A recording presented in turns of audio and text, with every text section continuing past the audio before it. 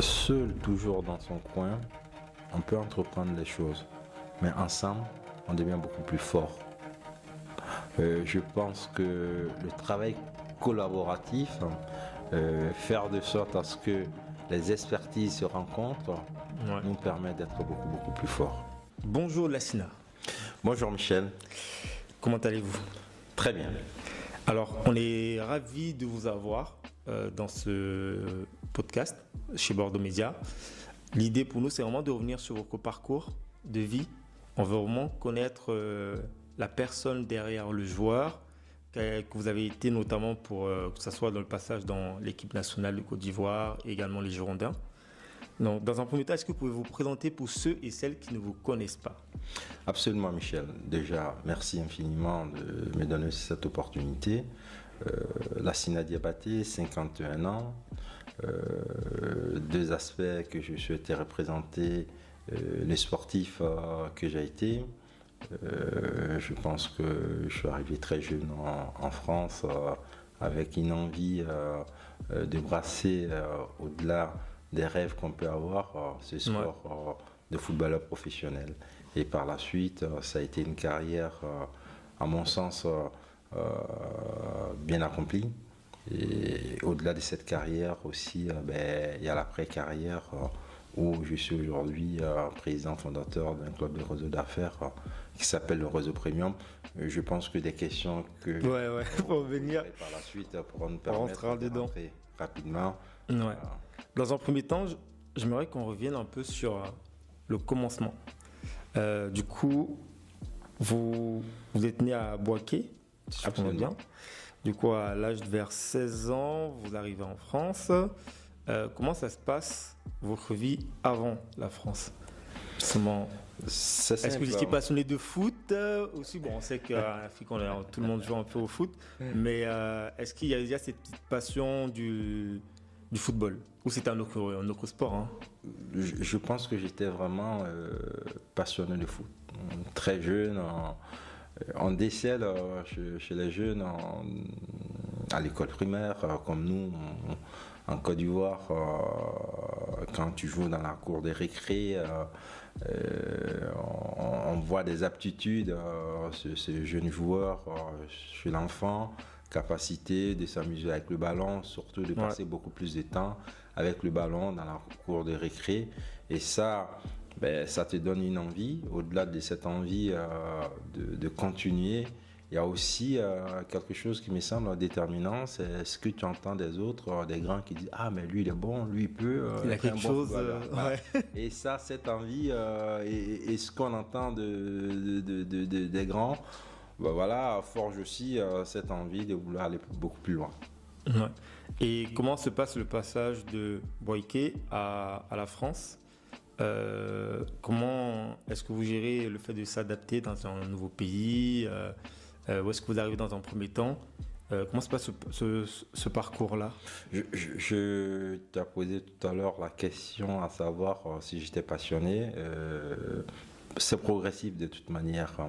Cours des récrés, avoir la chance, comme moi j'ai eu à Boaké, d'avoir une équipe qui jouait déjà parmi l'élite des clubs de Côte d'Ivoire. Boaké, ma ville natale, était déjà une belle équipe et jouait déjà en première ligue de Côte d'Ivoire. Ça fait que ça suscitait l'envie et pour des jeunes comme nous de voir déjà des joueurs de grande qualité qui jouent à la fois à Boaké et qui jouent aussi en sélection.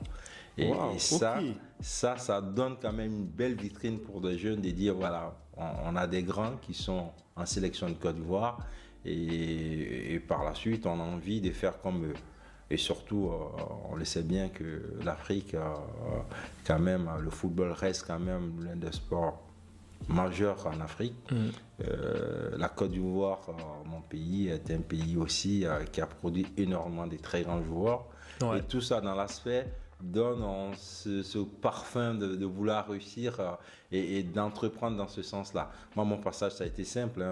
Très rapidement, quand très jeune, on décèle que vous avez des qualités et que vous avez la possibilité d'avoir ce club de Boaké qui est bien structuré, avec des formateurs de qualité, ça fait que le jeune qui est dans cette ville-là a toutes ses capacités d'être bien formé. J'insiste sur le mot formation parce que la formation reste quand même l'aspect qui permet aux joueurs d'aller un peu plus loin et de bien progresser.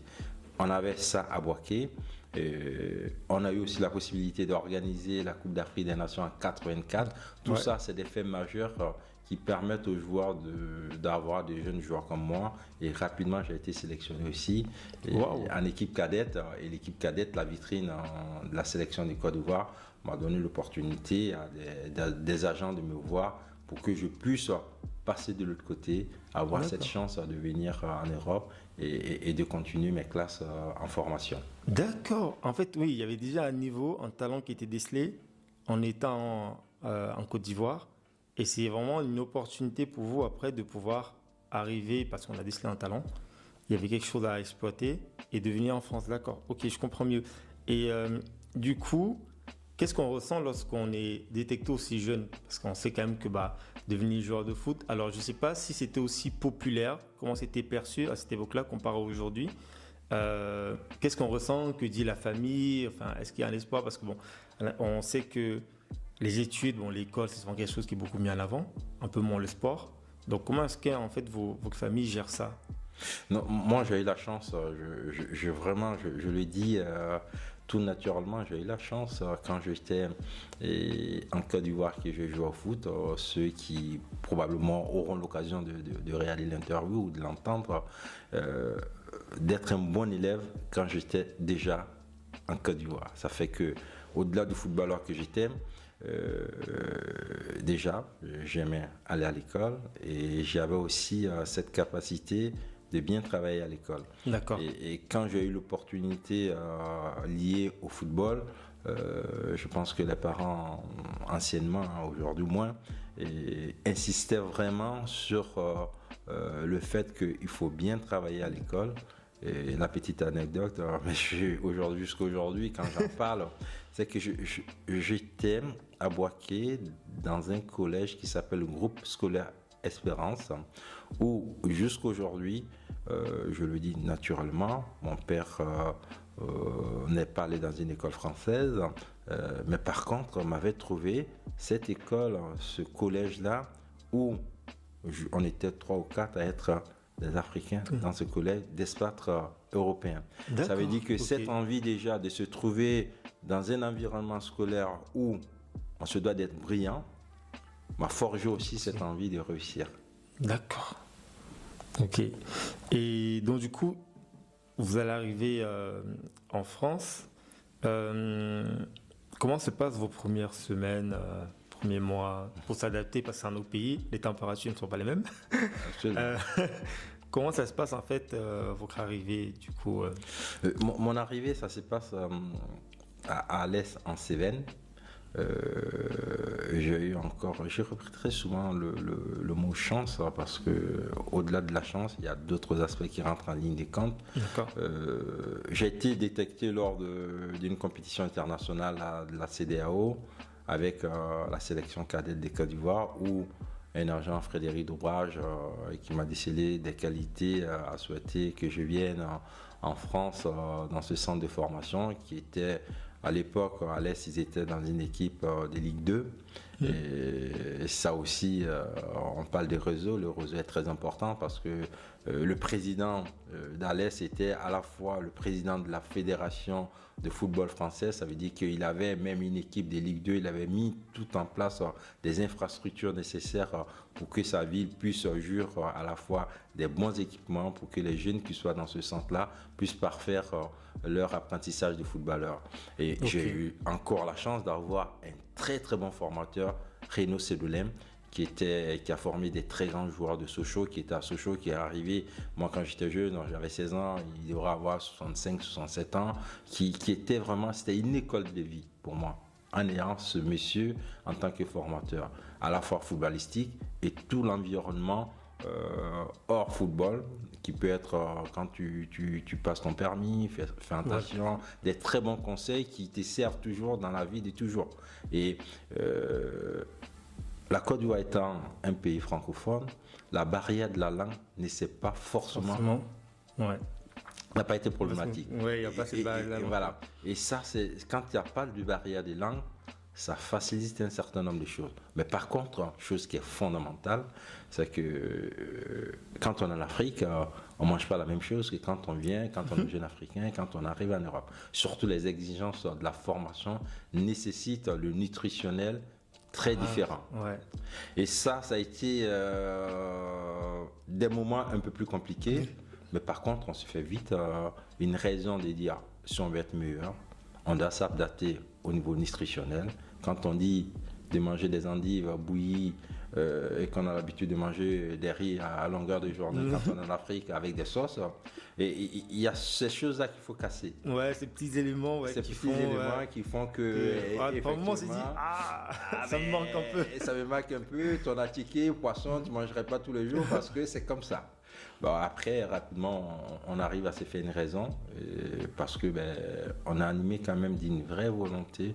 Moi, mon cas personnel, quand je suis arrivé, on est issu quand même en jeunes footballeurs, 99%, c'est ce que je dis, des jeunes footballeurs sont issus des classes populaires. Ça veut dire qu'on a nos parents qui ne roulent pas naturellement sur de l'or.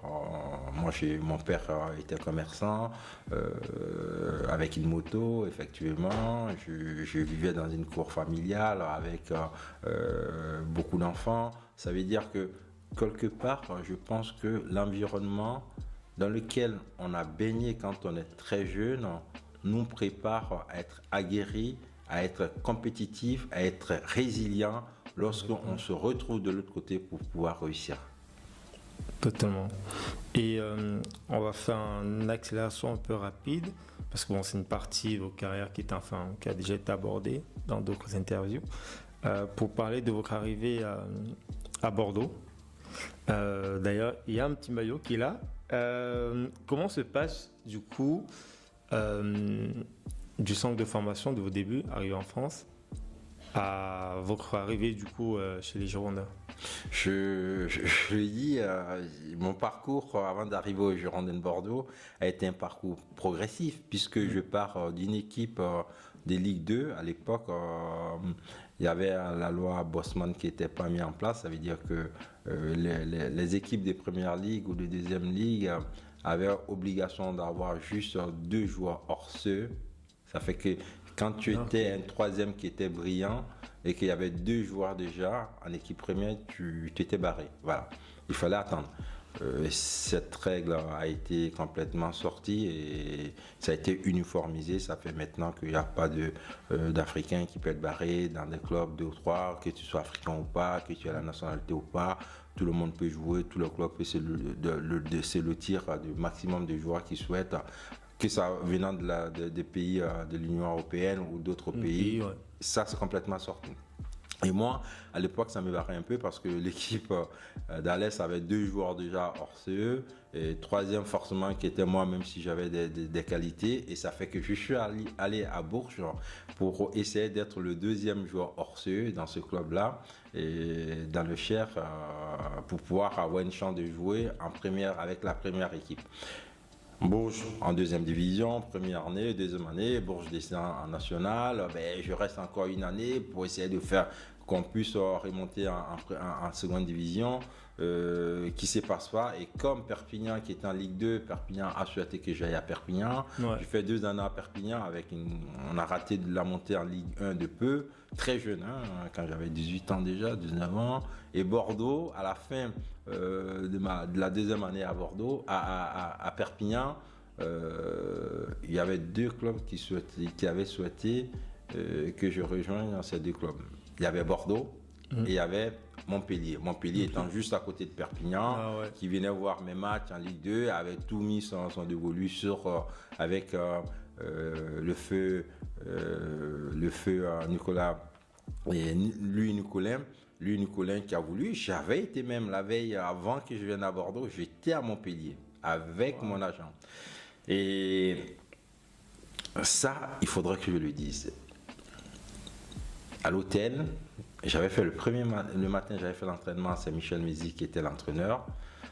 J'avais rencontré lui, Nicolas. On avait parlé déjà des contours contractuels que je devrais avoir, mais je n'avais pas signé. J'étais jeune, Mais par contre, j'ai fait une déduction qui, aujourd'hui même, j'ai trouvé que c'était juste. À l'époque, Montpellier jouait souvent la Coupe d'Europe avec des très grands joueurs. Franck Sauzé qui était en équipe nationale. Et il y avait Der Zakarian, il y avait Franck Sylvestre, des joueurs qui avaient 28-29 ans, avec l'ossature d'une équipe assez solide. Et moi, jeune joueur de 18 ans et demi, 19 ans, ça aurait été, ma déduction a été, mon agent voulait que je signe à Montpellier. Et rapidement, quand j'ai eu le coup de fil de la part du directeur sportif, Charles Camporo, qui m'a dit, mais Lassina, on souhaiterait que tu viennes à Bordeaux. Je dis à Charles, je suis à Montpellier, et tu le sais. Il dit, oui, mais je sais que tu es à Montpellier, mais je sais que tu n'as pas signé encore. Et ça veut dire que le réseau, il avait toutes les informations. Et mon agent me dit, il faut qu'on signe à Montpellier. Je dis, et j'avais vite compris aussi que Bordeaux était allé jusqu'en finale de la Coupe d'Europe et ils avaient joué contre le Bayern avec un parcours brillant. Lizarazu, et Christophe Dugarry, Visqueux, Zinedine Zidane, et tout cela partait de Bordeaux à ce moment-là. Voilà. Ça veut dire une dizaine de joueurs qui partaient. Et ça veut dire que moi, en réfléchissant rapidement avec un nouvel entraîneur qui allait arriver, ça veut dire toutes les cartes allaient être rébattues pour des jeunes joueurs et même des joueurs qui allaient arriver par la suite.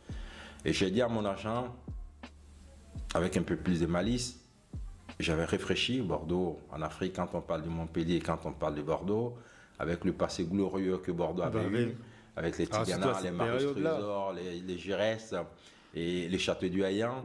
Et je me suis dit, bon, je vais aller écouter quand même. J'ai insisté auprès de mon agent, j'ai dit, je vais aller écouter la proposition de Bordeaux. Mais dans mon fort intérieur, déjà, ma décision était prise. Montpellier me proposait un peu meilleur que Bordeaux au niveau contractuel. Je suis allé à Bordeaux parce qu'il y avait un nouvel entraîneur, il y avait de nouveaux joueurs, les Sylvain Vultor, les Lilian Lasland. On était une dizaine de nouveaux joueurs qui arrivaient dans ce club-là. Ça veut dire que l'opportunité aurait été beaucoup plus grande pour moi si je faisais ce qu'il faut pour intégrer rapidement l'équipe première, l'équipe 1 de Bordeaux, et si j'étais à Montpellier. Voilà la petite histoire qui fait que j'arrive à Bordeaux, je signe à Bordeaux.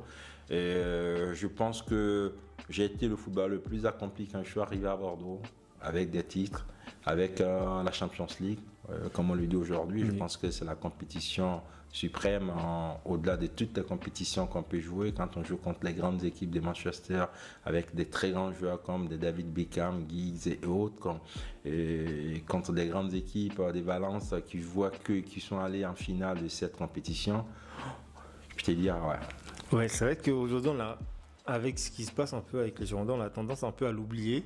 Mais pour avoir revu un peu les rediffusions de certains matchs à l'époque, je me dis, waouh, faut. Et même sur les médias, de temps en temps, on essaie d'en publier pour dire, n'oubliez pas quand même que Bordeaux, les Girondins, c'était un grand club. Enfin, ça l'est toujours, même s'ils sont encore de passer une période un peu plus sombre.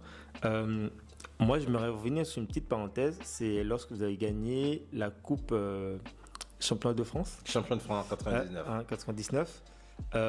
Qu'est-ce qu'on ressent dans le vestiaire? Qu'est-ce qui se passe en fait quand on est champion de France?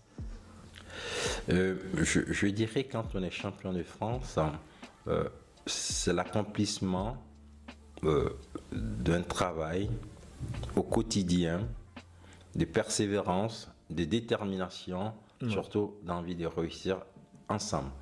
N'oublions pas que le sport et le football en soi-même est un sport collectif où l'esprit d'équipe doit être déterminant. La vie du groupe est très important. Ok, il y a la réussite, mais il y a cet aspect de la vie du groupe. Comment chaque matin, vous rentrez dans le vestiaire ensemble, vous sortez du vestiaire, vous allez à l'entraînement, vous finissez les entraînements, arrivez à créer quand même quelque chose de solide ensemble, du début de l'année jusqu'à la fin de l'année. Ça, c'est quelque chose que pour moi encore, quand j'en parle, avec une vingtaine d'années passées, je peux dire construire un titre me semble quelque chose, quand on arrive au bout, de facile, mais quelque chose d'un investissement sans répit, pas simplement des joueurs qui ont pu réussir à avoir ce titre, mais de toute une équipe. il y a un encadrement qui est autour, il y a un président qui est au-dessus, il y a un manager général qui est l'entraîneur, il y a l'aspect de tout ce qui gravite autour du vestiaire. Quand tout ça prend corps, on peut arriver au bout à avoir des réussites comme on a pu avoir en 99. Wow. En plus, il y a le petit maillot, c'était lors d'une... Ça, ce maillot-là est très emblématique parce que quand ils ont fêté les 140 ans des Girondins de Bordeaux, c'est ce maillot qui a été... Ce maillot-là, ouais. La fin de votre carrière, elle est vers 2009. Absolument. Qu'est-ce qui se passe dans votre tête à ce moment-là? Et parce qu'on sait souvent que la fin de carrière, c'est pas toujours évident. Il faut penser à l'après. Ça se passe pas toujours bien. Qu'est-ce que vous vivez en fait? Qu'est-ce qui se passe dans votre tête en ce moment précis, vers 2009? Je suis certain de dire quelque chose que beaucoup de joueurs ont pu dire ou ont pu ressentir. On dit que quand on arrête, c'est comme c'est une petite mort parce que quand on commence quelque chose par passion, parce que n'oublions pas que c'est notre profession, mais au-delà de la profession qu'on a pu avoir, ça a été une passion pour nous, c'est-à-dire que par ricochet cette passion, on a pu aussi partager avec d'autres personnes. Je dis moi je me souviens du but que j'ai marqué à 2 journées de la fin contre Lyon, qui nous a permis d'aller jouer le titre majeur à Paris la dernière journée. Si on ne gagnait pas ce match, on n'avait aucune chance d'être champion de France, et même en gagnant 10-20-0 contre Paris, parce que Marseille, en gagnant son match, aura eu 1 point de plus que nous.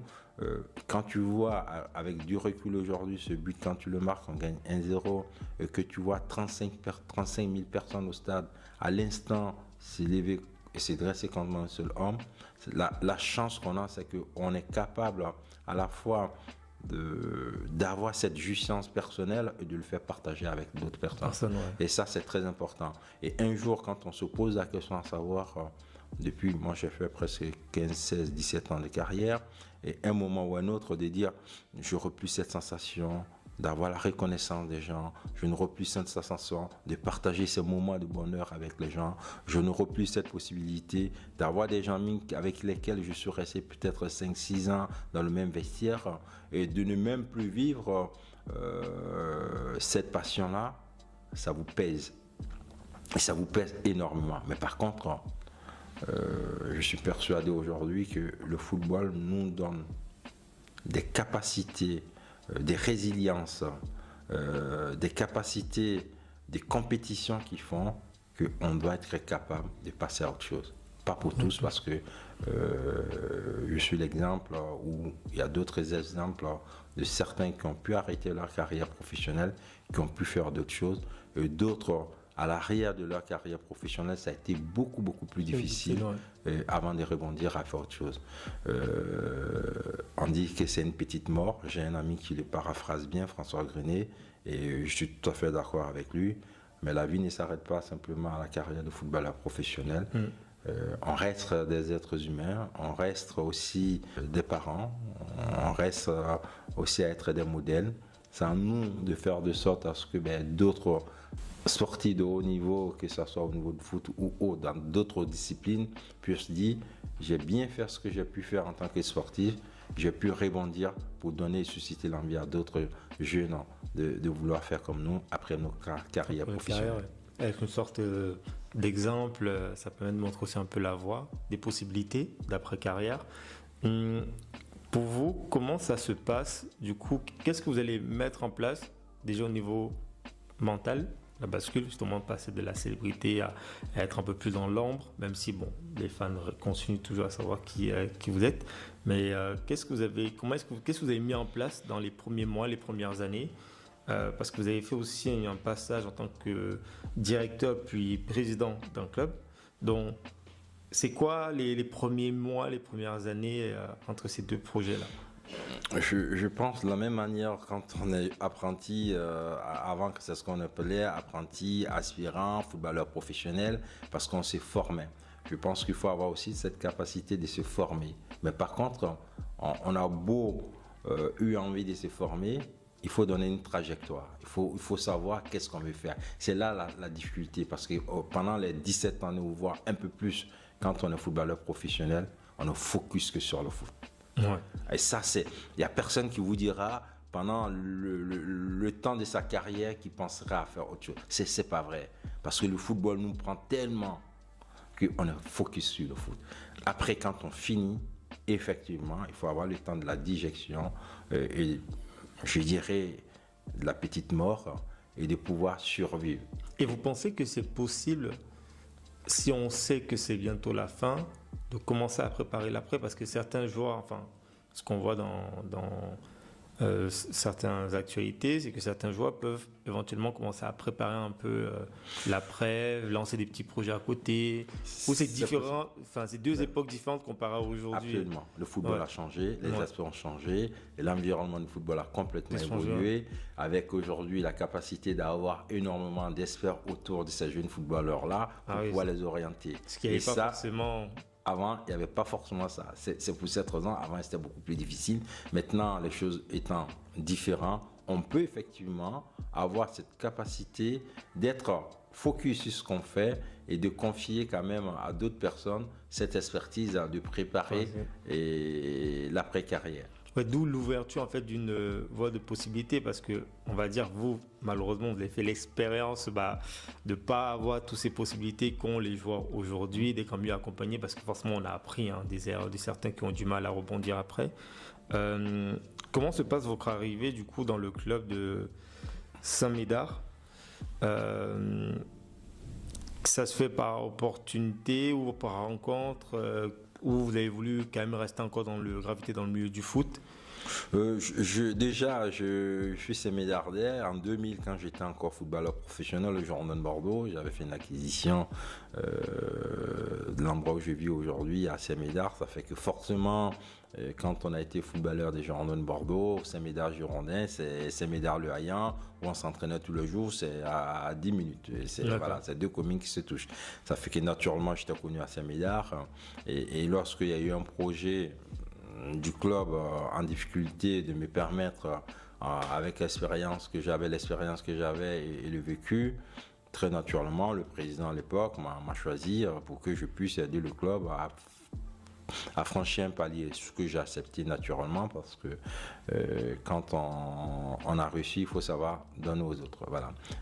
C'est ce que j'ai fait naturellement pendant 2 ans. J'ai été le manager et président de Saint-Médard pour aider ce club-là quand même à mieux se structurer et pour qu'il puisse bénéficier de mon expérience d'ancien footballeur professionnel. Et c'est quoi la différence entre joueur de foot et là maintenant gérer un club de foot? Comment est-ce qu'on arrive à se servir de l'expérience qu'on a et à le retransmettre?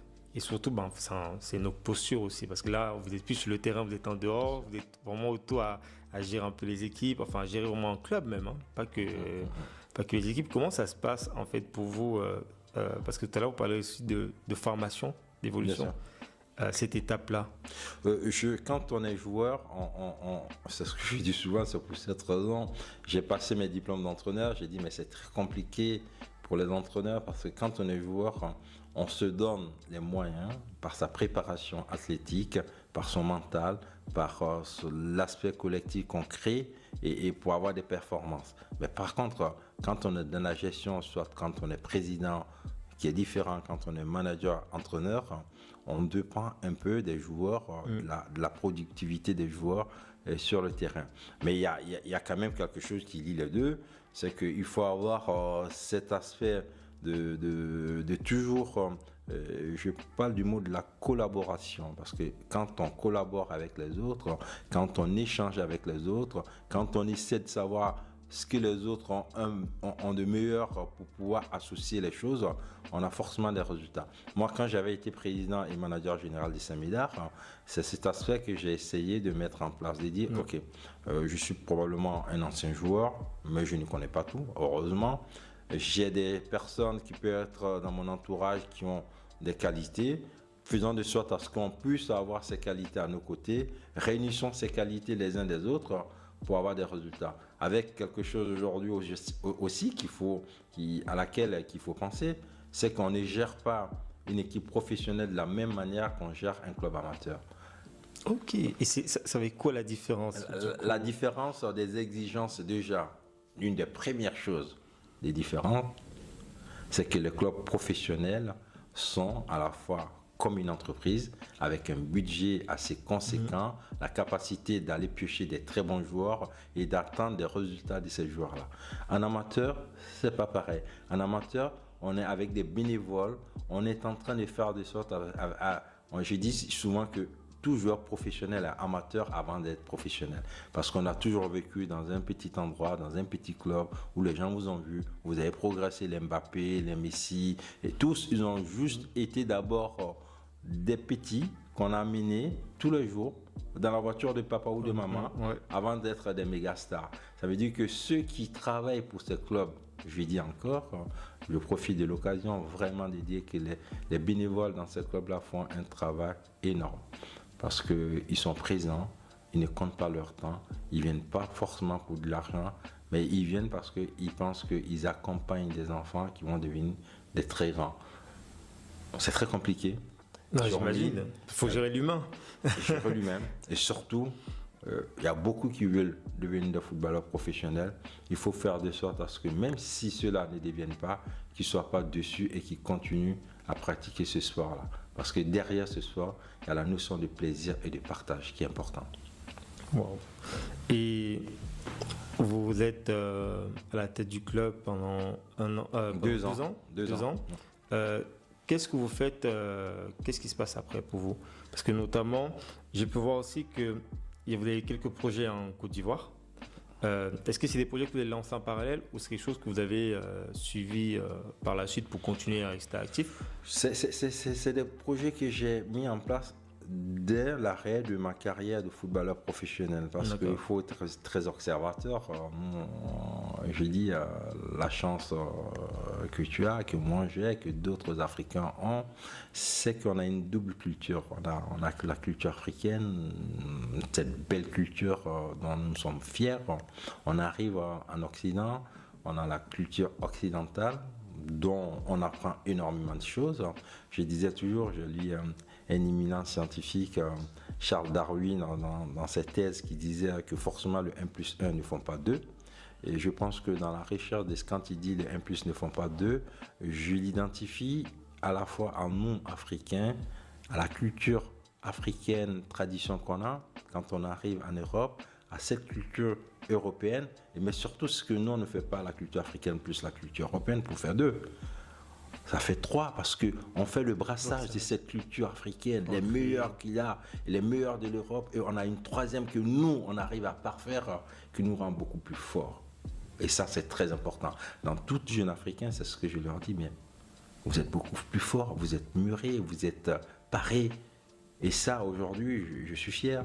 Je suis fier d'avoir un journaliste comme toi en face parce que je pense que le talent que vous mettez à la disposition de ceux qui veulent être comme vous, ou moi, ceux qui ont voulu être comme moi, c'est énorme ce qu'on apporte dans notre continent. On ne se rend pas toujours compte, de l'impact qu'on peut avoir auprès d'autres jeunes qui veulent aussi évoluer, changer un peu le narratif également. Les projets que vous lancez en Côte d'Ivoire, pour vous, c'était quelque chose qui coulait de source alors? Absolument, absolument. Et moi, j'ai eu, comme tout jeune Africain, des différents pays d'Afrique, on a toujours des personnalités. Le président de la Côte d'Ivoire, le père fondateur Félix Houphouët-Boigny, disait qu'un homme qui a fait n'est pas un homme libre et disait que l'essentiel du développement de la Côte d'Ivoire était basé sur l'agriculture parce qu'on est le premier pays producteur de cacao, troisième café, on a de l'anacarde, noix de cajou, on a énormément. Et ça, nous qui étions de cette génération très jeune, en voyant en plus chaque information, il y avait c'était paraphrasé. Ça fait que naturellement, on s'est dit, on a une histoire économique avec l'agriculture qui est fondamentale parce que qui dit développement de l'agriculture dit forcément indépendance alimentaire. Et ça, c'est très important parce que quand on a la possibilité d'avoir sur le marché et que dans d'autres endroits, dans d'autres pays, on l'achète à 10 et vous pouvez l'acheter à 2, déjà vous permettez à la population d'avoir un certain pouvoir d'achat. Et moi, naturellement, je me suis dit, ok, je suis probablement l'un des rares footballeurs en Côte d'Ivoire à avoir cet aspect de dire j'investis dans l'agriculture parce que je pense qu'en investissant dans l'agriculture, je vais faire de sorte à ce que par ricochet, et quand je vais faire de la salade, quand je vais faire du maraîcher et quand je vais faire de l'agriculture de rente, qui est l'agriculture, ces choses-là, ça permettrait à la fois à ma population d'en bénéficier, à d'autres jeunes footballeurs ou d'autres qui pourront aussi dire, lui l'a fait, nous on peut le faire aussi. Ouais. Et de ce que j'entends, vous avez toujours cette vision, cet état d'esprit en tout cas, de montrer l'exemple. Surtout à la nouvelle génération ou à la jeune génération africaine, de leur dire, c'est possible. Et de ce que je ressens en tout cas jusqu'à maintenant, dans toutes vos carrières, ça a toujours été de montrer en fait la voie, un chemin de possibilités qu'on a le choix.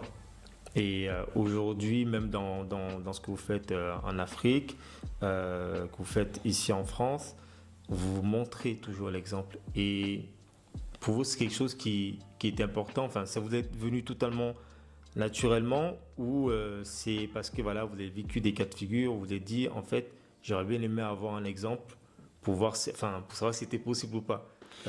Non, je pense que quand on observe bien les choses, forcément il y a des exemples partout, mais il faut savoir prendre des bons exemples. C'est surtout, il y a des exemples partout, mais il faut savoir prendre des bons. Je pense qu'il faut être simple dans la vie et avoir des gens. On a parlé des réseaux, d'avoir des gens aussi qui ont cette envie de simplicité, mais surtout cette envie de porter toujours des messages qui soient des messages qui donnent envie. Voilà, réussir forcément n'est pas, on ne peut pas tous réussir dans la vie, mais entreprendre, on peut tous faire. J'espère qu'on peut tous entreprendre, on peut tous avoir envie. On peut tous être déterminés. On peut tous, dans la persévérance, être capable de dire là, je ne baisse pas les bras. Ça, on peut tous se cultiver de ces mots forts et pour pouvoir avancer. Et je pense que moi, je suis dans l'élan. C'est comme ça que je me suis construit et je ferai de sorte à ce que toutes les personnes qui sont avec moi, avec qui je partagerai un moment, aient cette envie aussi d'avancer. On sent que vous n'êtes pas encore. Lorsqu'on arrête son carrière, certains peuvent se dire bon, c'est bon, je prends ma retraite au bord de la mer, les pieds dans le sable, et puis voilà, je profite. Mais on sent que c'est comme si vous étiez encore qu'au début en fait réellement du jeu, et vous sentez voilà que vous avez encore de l'énergie pour lancer des projets, pour faire un tas de choses. En ce qui est de l'agriculture, notamment en Côte d'Ivoire. Aujourd'hui, c'est un projet qui en est où à peu près de stade d'évolution? Oui, Est-ce que vous avez une vision même sur...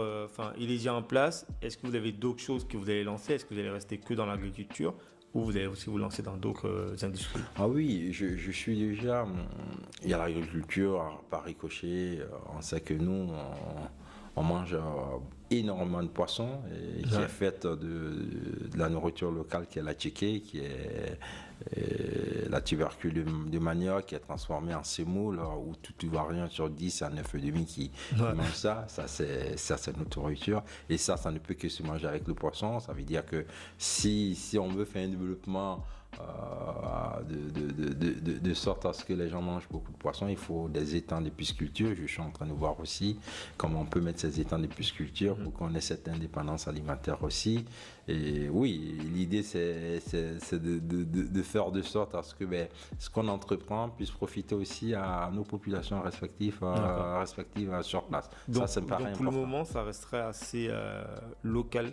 Ou ça peut aussi venir à l'exportation, notamment le cacao. C'est des choses qui peuvent se faire rapidement. Quand je dis qu'ils peuvent se faire rapidement, on commence étape par étape et par la suite, on grandit, on investit par-ci, par-là. On fait de sorte à ce que il faut toujours penser que au-delà de ce qu'on entreprend aujourd'hui, on fait de sorte à ce que certaines personnes jeunes viennent après nous et aient envie aussi de réussir dans le domaine dans lequel nous, on a pu faire déjà quelque chose. Ça, c'est important. Voilà. Et si vous avez un conseil à donner à un jeune, on va dire, qui est dans la vingtaine, notamment, qui est rempli de rêves et qui, même on peut se le dire, dans la vingtaine, on peut aussi être parfois perdu. Qu'est-ce que vous donnerez comme conseil, que ce soit dans le foot, que ce soit un jeune qui veut se lancer comme jeune footballeur, commencer la carrière de foot, ou même étudiant, parce que vous avez quand même un parcours assez riche, pas mal de choses. Qu'est-ce que vous donnerez un conseil, ou même encore plus simple, qu'est-ce que vous donnerez comme conseil au vous de 18 ans? Je pense que Michel, tu as bénéficié de quelque chose. Moi, j'ai bénéficié de ça aussi. La cellule familiale reste très, très importante. L'équilibre familial est pour moi 99% vraiment du chemin qui est fait pour que les jeunes aient l'équilibre nécessaire. Quand il y a cet équilibre familial qui est mis en place, je pense que naturellement, il y a cet aspect de confiance en soi. Et quand cet équilibre familial crée cet aspect de confiance en soi, on a ce qu'on appelle l'indépendance totale et de vouloir faire... quelquefois, on demande, la nouvelle génération, on le dit, oui, mais la nouvelle génération, c'est beaucoup plus compliqué. Oui, la génération nouvelle n'a pas bénéficié des atouts que nous on a pu avoir dans nos cellules familiales.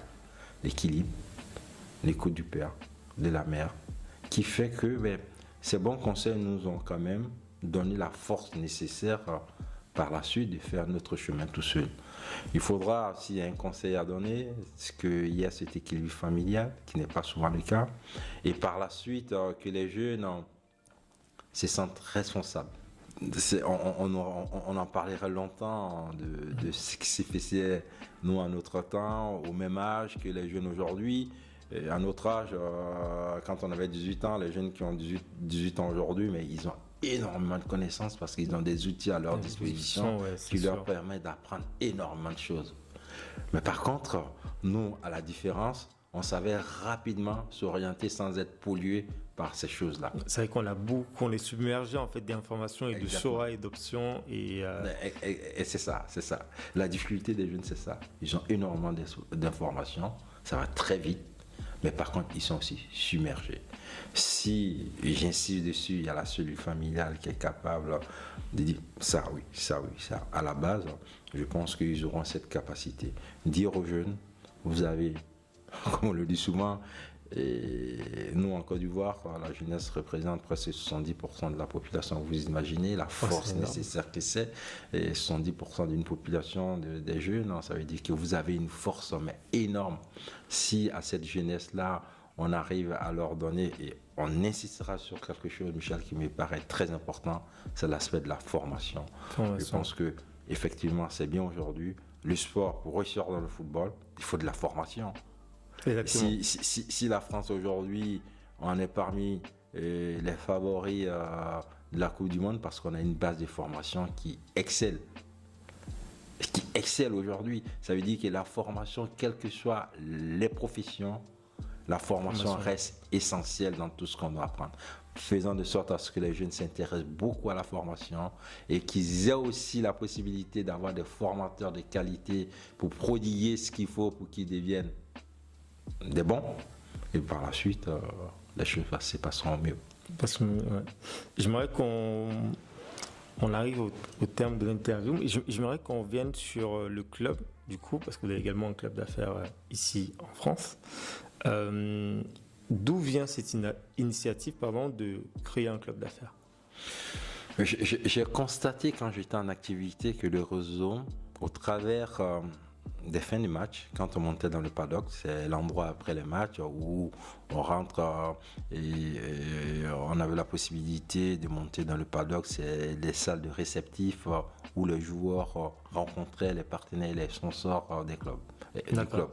Ça fait que effectivement, tu te poses la question, le mec qui te regarde dit ah mais là sinon c'est très bien, ça a été un très bon match, c'est un dirigeant. De la même manière, toi tu as fait le très bon match sur le terrain, lui c'est un dirigeant d'une structure accomplie qui a réussi. On n'est pas pour moi, chef d'entreprise à ces niveaux, capable de réfléchir à donner de l'argent en tant que sponsor et partenaire, si effectivement on a été capable de structurer et quelque chose et réussir une entreprise, c'est pour moi aussi, comme le football, réussir à faire des victoires, à gagner des titres.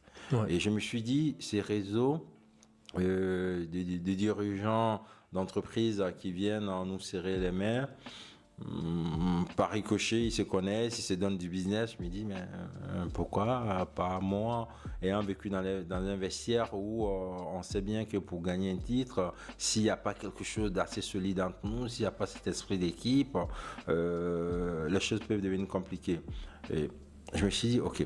Et d'autant plus que quand on a été footballeur, on a un avantage non négligeable, c'est que les gens vous connaissent au fait. C'est ça. Et ça, c'est un avantage. C'est que les autres, au lieu de toquer pour dire oui, je m'appelle Paul Pierre, quand vous dites je m'appelle Diabaté, les gens disent ah oui, mais Diabaté, ça va, ça se passe bien. Le rendez-vous se prend rapidement. Moi, quand j'ai arrêté, effectivement, et une personne, quand j'étais au début de la création du réseau premium, du club d'affaires, et on m'a dit mais appelle ce monsieur. Et parce qu'il n'ose pas t'appeler. Parce qu'il s'est dit, ah ouais, c'est pas possible, c'est Diabaté que je vais appeler.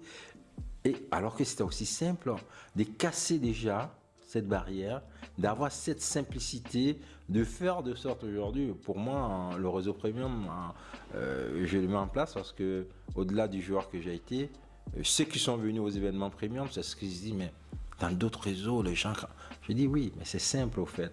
La relation humaine doit être sur des bases simples. La rencontre humaine doit être sur des bases simples.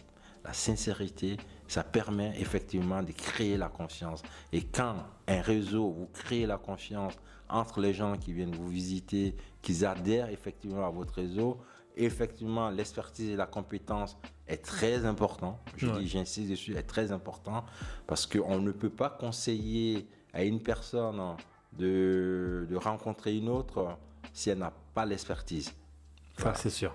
Si elle a l'expertise et que vous conseillez que les choses se passent très bien, les deux sont satisfaits. Et moi, la satisfaction que j'ai, c'est de faire de sorte à ce que ceux qui viennent au réseau premium, d'abord par sélection, je le dis, moi, avant d'être footballeur professionnel, j'ai été sélectionné et j'ai été choisi. Vous avez gardé ce... Absolument. Et j'ai été sélectionné et choisi. Et on ne m'a pas dit parce que tu t'appelles Diabaté, la Sénat vient, non. Et je dis encore que quand on est sur le terrain, mais c'est important, un entraîneur ne peut pas mettre un joueur qui est mauvais sur le terrain. C'est pas possible. Parce que le joueur, il sortira en courant. Quand il y a 35 000 supporters qui sont là et que chaque fois quand tu touches le ballon, au lieu de faire ce qu'il faut, tu fais le contraire, je pense qu'avec les cris, tu ne viendras pas 2 fois sur le terrain. Ça veut dire que l'exigence de ce sport, de la persévérance, de l'expertise, de la compétence, j'ai essayé de transcrire ça au sein du réseau. Ok, vous voulez être membre du réseau premium, de la manière j'ai été sélectionné et choisi, j'ai mis une commission en place pour sélectionner des futurs membres réseau premium. On se trompe moins, jusqu'à présent, il n'y a eu aucun souci au sein du réseau. Les gens étaient toujours satisfaits des recommandations et c'est comme ça que je vois. Ok. Et comment ça se passe du coup pour intégrer le réseau? Est-ce qu'il y a un site, il y a un lien où on peut vous contacter? Absolument. Pour ceux qui verront l'interview, qui veulent en savoir plus. Absolument. J'ai dit c'est un réseau qui est simple, avec des gens simples. Mettre l'humain au centre de nos relations d'échange. Je dis très bien mettre l'humain. Les gens diront mais c'est galvaudé de dire mettre l'humain. L'humain c'est la simplicité. L'humain c'est reconnaître en l'autre ses qualités. C'est ça l'humain. Et moi je fais de sorte à ce que au sein du réseau premium, on reconnaisse la qualité humaine, la simplicité. Et quand on reconnaît ça, ça nous permet effectivement de dire ok, on veut devenir membre du réseau premium. On a 2 formats de rencontres, déjeunatoire le 2e mardi du mois et dînatoire le dernier mardi du mois. Ça permet en organisant ces événements, en plus les mardis, qui n'est pas un jour pollué, de faire de sorte à ce que les membres premium se rencontrent. Avec nous, une spécificité au sein du réseau, c'est que chaque membre s'approprie un événement. C'est-à-dire, on D'accord. fait de sorte à ce que le membre soit mis en avant, que le membre ait cette capacité de présenter sa société et que les autres puissent l'approprier. On a même été beaucoup plus inventif, c'est que le membre qui a du réceptif, on ne choisit pas toujours des endroits où on fait la réception, on fait aussi de sorte à ce qu'on se déplace vers le membre qui a du réceptif, on y va là-bas, on rencontre le membre sur son site, lui il peut nous faire une présentation plus ouverte de Dans ce sa qu'il zone propose. de confort, ouais, d'accord. Absolument. Est-ce que du coup il y aurait un site, on pourra le rajouter, hein, du coup vous pouvez le donner, s'il y a un lien, un mail où on peut vous contacter ou même vos Absolument. réseaux Moi, sociaux. il y a le site réseaupremium.com. Dès qu'on tape réseaupremium.com, on a toute la déclinaison de comment faire pour nous rejoindre avec un numéro de contact, mon numéro où les gens peuvent nous rejoindre. Et je parle aussi des choses très particulières parce que les bases de réseau premium, comme on le dit, on se forme avec des exigences du sport de haut niveau. Le chef d'entreprise aussi, l'ADN du réseau est calqué sur vraiment ce que le sportif ressent, comment il se prépare, parce que le chef d'entreprise, comme je le dis, dans sa manière, dans sa posture, est un sportif de haut niveau. D'accord, vraiment incroyable. En tout cas, je pense qu'on a couvert pas mal de volets. On est revenu un peu sur votre histoire, votre parcours. Est-ce que vous aurez un mot de la fin pour conclure, un message à passer ou une information qu'on n'aurait pas éventuellement abordée? Le mot de la fin à passer, c'est il faut avoir cette envie déjà de dire que seul, toujours dans son coin, on peut entreprendre les choses, mais ensemble, on devient beaucoup plus fort. Je pense que le travail collaboratif, faire de sorte à ce que les expertises se rencontrent, nous permet d'être beaucoup plus forts. J'y crois fort aussi, j'y crois fort. En tout cas, merci beaucoup à vous, Monsieur Diabaté, et au plaisir. En tout cas, j'espère que cette interview va servir un peu de connexion à tous les Bordelais. Et je vais rajouter une petite question. Vous avez joué au Girondins. Que représente Bordeaux pour vous aujourd'hui? Parce que vous êtes toujours vous êtes toujours sur Bordeaux. Je pense que je conclurai là-dessus. Que représente pour vous Bordeaux aujourd'hui, que ce soit dans le passé ou aujourd'hui pour vous? Je ferai juste une petite parenthèse, si tu me permets, Michel. Oui. Et je ne peux pas oublier que jeune footballeur que j'ai été, de penser quand même à énormément de jeunes footballeurs qui choisissent de jouer pour leur pays et de porter les couleurs de leur pays. Je pense qu'on a une fierté indescriptible quand on entend l'hymne national de son pays et qu'on défend les couleurs de son pays au travers des compétitions internationales. J'ai participé à 3 Coupes d'Afrique des Nations avec la Côte d'Ivoire. Ça a été pour moi des moments inoubliables. Et j'insisterai toujours pour le jour où ces jeunes Africains auront la possibilité, puisqu'il y a des binationaux aujourd'hui, et c'est ce message-là aussi que je veux faire passer, faites le choix qui vous semble le choix le plus simple, chose qui n'est pas facile. Le choix du cœur. Le choix du cœur. Mais faites le choix parce que les gens sont tiraillés aujourd'hui de dire il faut qu'il joue pour son pays de naissance, il faut qu'il joue pour la France ou pour d'autres pays. Faites le choix qui vous semble le plus naturel. On ne vous jugera pas sur ça. Et pour en venir à la dernière question, si tu veux bien me reprendre, c'est sur les jours que représente du coup Bordeaux pour vous aujourd'hui. Qu'est-ce que ça représentait dans le passé? Qu'est-ce que ça représente pour vous? Parce que vous y êtes toujours. Ah oui, ça fait 98. Maintenant, même si j'ai eu des expériences étrangères, mais d'un an ou 2 ans, Bordeaux reste la ville qui m'a permis quand même de faire des très très belles rencontres, de m'accomplir. Voilà, j'ai un super réseau à Bordeaux, je connais énormément de gens, que ce soit les institutionnels que je connais. J'ai eu l'occasion d'être sur la liste de soutien du nouveau maire, ça c'est un politique de Thomas, qui, voilà, après, je pense qu'on a une très très belle ville. La Nouvelle-Aquitaine a une très belle région et Et surtout quand on a gagné un titre pour sa ville, pour sa région, je pense qu'on a cette fierté. Merci beaucoup à vous, Monsieur Diabaté. Merci Michel de m'avoir invité.